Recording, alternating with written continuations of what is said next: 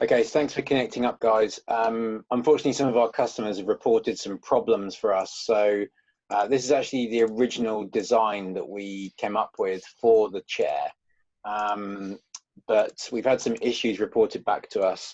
So I'm just going to show you the current 3D model of where we got to, because we made some changes to that original design.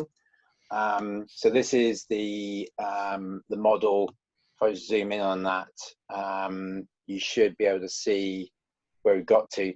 The issues are primarily to do with the base and the instability that we've got down there.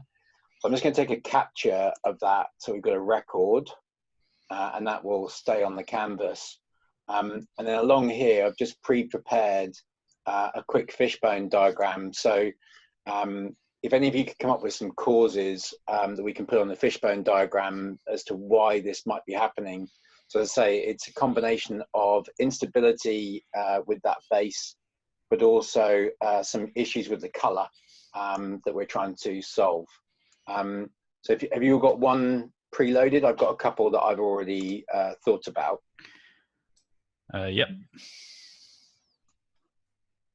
So I was thinking about insufficient written instructions. Have we had the right instructions there? Okay, so there's a few here. Okay, thanks.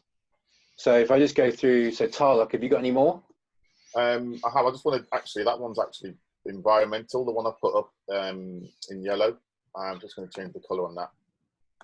Okay. I've got, yes, I have. Okay, so we could put that one over here as a potential cause, which we'll come back to in a second. So price fluctuations as well. Okay.